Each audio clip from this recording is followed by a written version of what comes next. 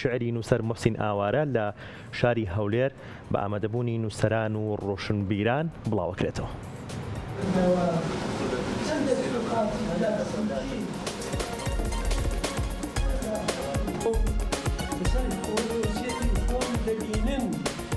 وام تۆمار کردووە بەشە زۆرەکەی بەرژەم کەوتووە. یەک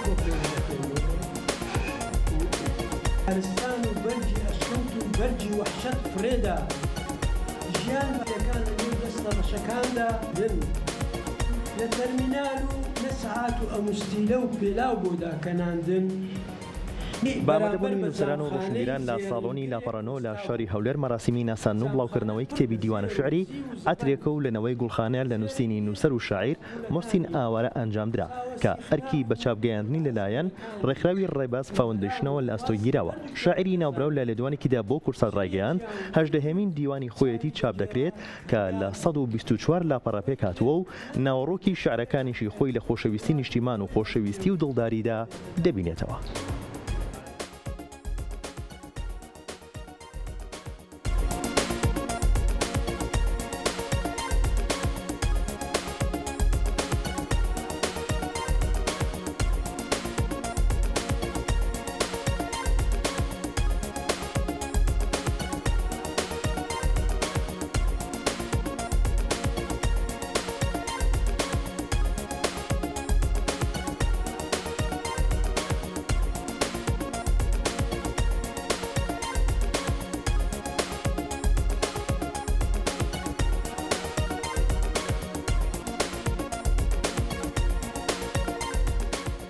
ئەم دیوانە کە زۆر سوپاسی ساڵۆنی لاپەڕەنۆ دەکەم ئەو کۆڕێ بۆ کردم.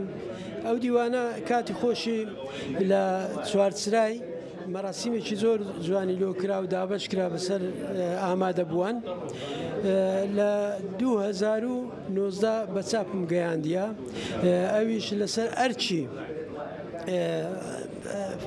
ئەوەی دەستگای ڕێباز دەرباز فایندۆش نەشتێکی لەو بابەتانەیە 144 لاپەڕە دەبیتن.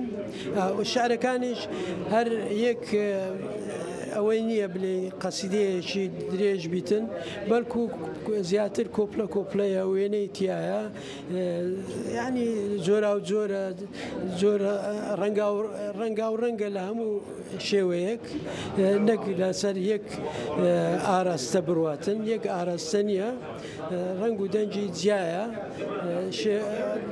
بابەتەکانیشی جیایە.